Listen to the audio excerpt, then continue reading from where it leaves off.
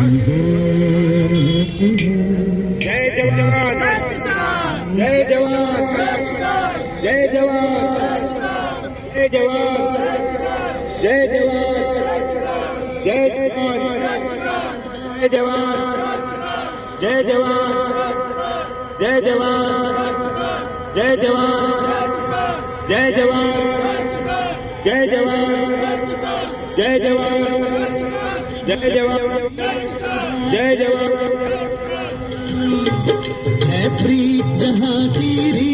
देवेन्द्रसिंह दिलीपसिंह है प्रमुख गांधीधाम तालुका कांग्रेस समिति नो प्रमुख। आज रोज मामलतदार श्री ने आवेदन पत्र आपवा माटे अमे આવ્યા છીએ। આજનો દિવસ સવારે 9 વાગ્યાથી 10 વાગ્યાથી અમે ધરણાનો કાર્યક્રમ રાખ્યો હતો। ત્યારબાદ મામલતદાર શ્રીને આવેદનપત્ર આપ્યું। ગુજરાતભરમાં કમોસમી વરસાદ જે આપણે માવઠા તરીકે જાણી છીએ, જે માવઠા પડ્યા છે એમાં લગભગ ખેડૂતોનો પાક નિષ્ફળ ગયો છે। કોઈ પણ ખેડૂતનો પાક ઘણી વખત માવઠું પડે તો એવું થાય કે 10%, 20% કે એવી નુકસાની જાય, પણ આ વખતે જે માવઠા ઉપર માવઠા પડવાથી લગભગ ખેડૂતોનો 100% પાક નિષ્ફળ ગયો છે। તો અમારી સરકારશ્રીને રજૂઆત છે કોંગ્રેસની કે ગુજરાતના ખેડૂતોનો જે પણ કરજો હોય એ માફ કરે ને એના સિવાય એમને સારી એવી સહાય આપે। ખાલી કેવા પૂરતી લોલીપોપવાળી સહાય નહીં કે જેનાથી ખેડૂતને બિયારણના ને એના પણ ન નીકળે, એટલે સારી એવી વીઘે એને 50,000 થી 60,000 રૂપિયાની સહાય મળે એવી અમે સરકારશ્રીને આવેદનપત્ર થ્રુ રજૂઆત કરવાના છે। અને સરકાર જો આપણા જે પ્રશ્નોનો જો કોઈ નિરાકરણ નહીં આવે તો આગામી ધોરણમાં આપના શું પગલાં હશે?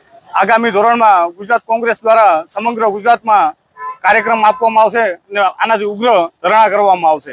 ને બીજું કે હું આપ મીડિયાના મારફતે જણાવવા માંગુ છું બધા ખેડૂતોને, આખી ગુજરાતની જનતાને કે 2008માં જ્યારે યુપીએની સરકાર હતી, મનમોહનસિંહ જ્યારે વડાપ્રધાન હતા, ત્યારે એમને આખા ભારત દેશમાં 75,000 થી 78,000 કરોડના જે કર્જ હતો એ ખેડૂતોનો માફ કર્યો હતો। તો આ સરકાર ખાલી ખેડૂતોના कर्जो माफ करवानो होतो नथी, एमना पासे पैसा ने उद्योगपतिओना कर्जा, एनी बैंक लोन, एनो डिफॉल्टर माफ करवा होय त्यारे एमना पासे क्यांथी पैसा आवे छे? એટલે સરકારની બેવડી નીતિ જે ઉદ્યોગપતિઓ એના માટે ખાસ છે ને ખેડૂતોને બિલકુલ એ લોકો ધ્યાન નથી આપતા।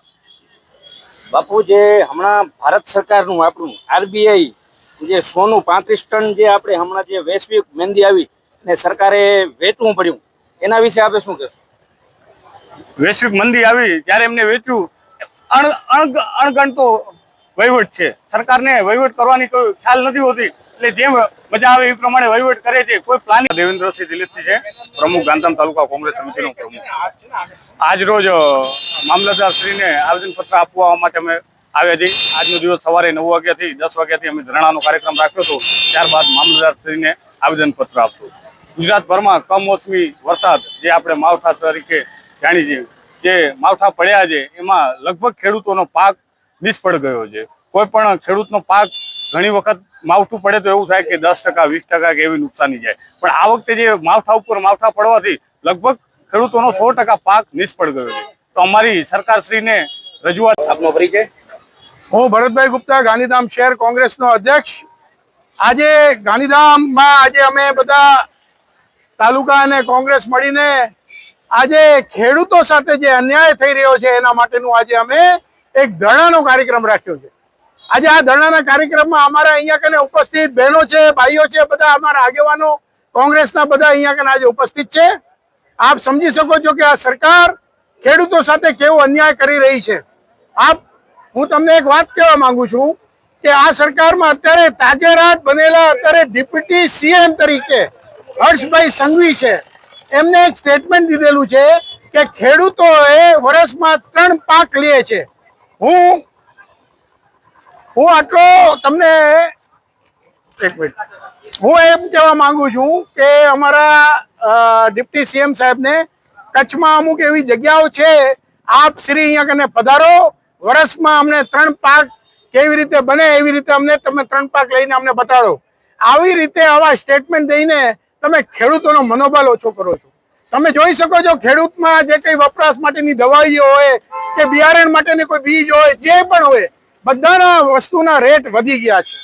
સાથે સાથે તમને કહું કે 2008માં જ્યારે મનમોહનસિંહ સરકાર હતી ને અત્યારે 2025માં જ્યારે મનમોહનસિંહ સરકારના વખતે આ દેશ શું કર્જામાં હતો ને અત્યારે 2025માં શું કર્જામાં છે, એક એક માણસ કરજામાં છે આજે હિન્દુસ્તાનનો। આજે આ લોકો સિર્ફ ને સિર્ફ ઉદ્યોગપતિ માટે આ સરકાર ચલાવી રહ્યા છે, ખેડૂતો માટે નહીં। ગાંધીધામની વાત કરું તો ગાંધીધામના વિસ્તારને ચારે તરફ આજે ઉદ્યોગ, બહુ મોટા મોટા ઉદ્યોગ આવે છે। આ બધા ઉદ્યોગપતિએ ખેડૂતોની જે જમીન છે એના ઉપર કેમ પણ કરીને કોઈ પણ લાઈન, કોઈ પણ ગેસ લાઈન જબરદસ્તી કરીને નાખી દે છે। ખેડૂતોને પોલીસનો સપોર્ટ લઈને એ લોકો કરે છે। આ બધા ઉદ્યોગ જેટલા પણ કચ્છમાં આવી રહ્યા છે એ બધા ખેડૂતો વિરુદ્ધ આ લોકો કામ કરી રહ્યા છે। હું સરકારને વિનંતી કરીશ કે ભાઈ ખેડૂતોને સૌથી પહેલા તો આપણે જે ન્યાય દેવું છે, આ કમોસમી વરસાદને કારણે જે નુકસાન થયો છે, જે અમારી માંગ છે એ માંગ તાત્કાલિક પૂરી કરવામાં આવે। સાથે સાથે આ જે કંઈ તમે ખેડૂત વિરુદ્ધ જે કંઈ આપણે નિયમ લાગુ કરો છો એને તાત્કાલિક પાછો લેવામાં આવે। અમે વિનંતી કરીએ છીએ સરકારને, કચ્છના કલેક્ટરને તાત્કાલિક આજે અમે લોકો આવેદન પત્ર દઈએ છીએ એનો અમલવારી કરે। નમસ્કાર। मेरा नाम धनराज सिंह खालसा है और मैं गुजरात प्रदेश के माइनॉरिटी डिपार्टमेंट में जनरल सेक्रेटरी हूँ, जो मैं यहाँ गांधीधाम में रहता हूँ। ये आप कार्यक्रम किया है, उसके संदर्भ में आप क्या कहना चाहेंगे? हमारा कार्यक्रम ये करने का मेन उद्देश्य यही है कि हम पूरी जनता जनार्दन को अभी अवेयर कर रहे हैं कि आप कृपा करके इस बात को समझने की कोशिश कीजिएगा। अभी दो मुद्दे को, आपके ही मुद्दों को लेकर के मैं आगे चलना चाहता हूँ।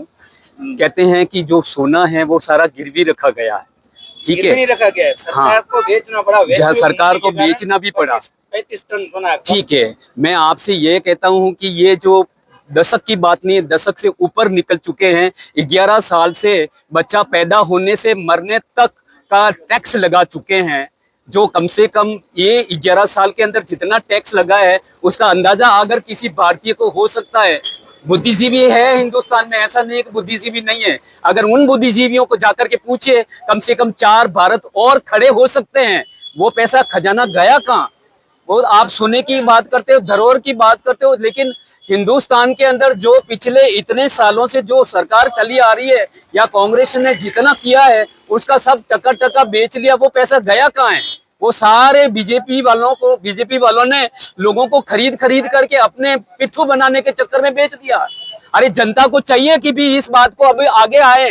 आप देखिए पिछले 11 सालों से आंदोलनकारी को कंप्लीट खत्म कर चुके हैं, क्रांतिकारियों को कंप्लीट खत्म कर चुके हैं।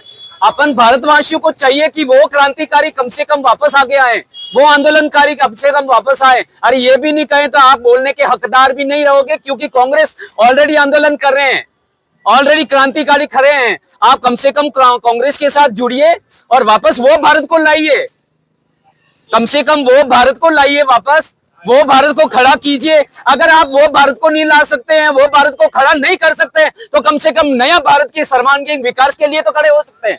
ये तो कीजिए। आप आने वाली पुश्तैनी को आप क्या जवाब देंगे? आपका जमीर कहेगा, whenever you go on the sleeping bed, can you ask yourself?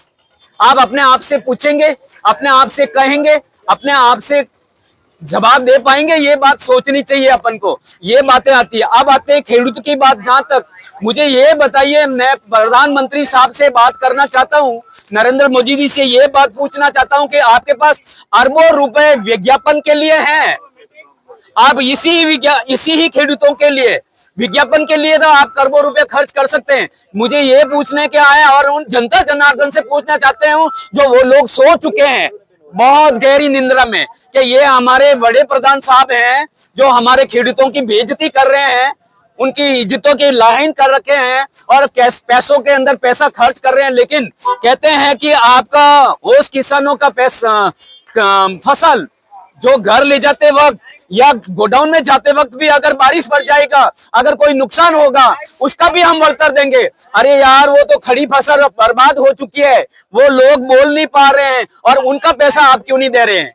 ये बात कहने की बात है। ये कौन कहेगा? जनता जनार्दन नहीं कहेगी तो कौन कहेगी? तो इसलिए मैं आम जनता से हाथ जोड़ करके प्रार्थना करता हूं कि कम से कम ये अभी आंदोलनकारी चल रहे हैं, कम से कम वो आंदोलन के अंदर जुड़ जाइए, उन क्रांतिकारियों के साथ जुड़ जाइए। अपन को वो भारत नहीं दे सकते हो, आप वो भारत को खड़ा नहीं कर सकते हो, तो नया भारत खड़ा कीजिए। जो लोग हमारे राजा बने थे वो राजा ही अपनी वार को खा रहे हैं, तो आप सोचिए कि वो राजा ही अपना बाढ़ को खा रहे हैं, तो सोचो प्रजा कहां से सुखी होगी। इसीलिए प्रजा ही आगे आकर के उस राजा का खत्म करेंगे अनुशासन या शासन, तभी जाकर के न्यू शासन और सुशासन आएगा। इतने करने के साथ में मेरे शब्दों को मैं संकोच करता हूं। जय हिंद, जय भारत, जय कांग्रेस, जय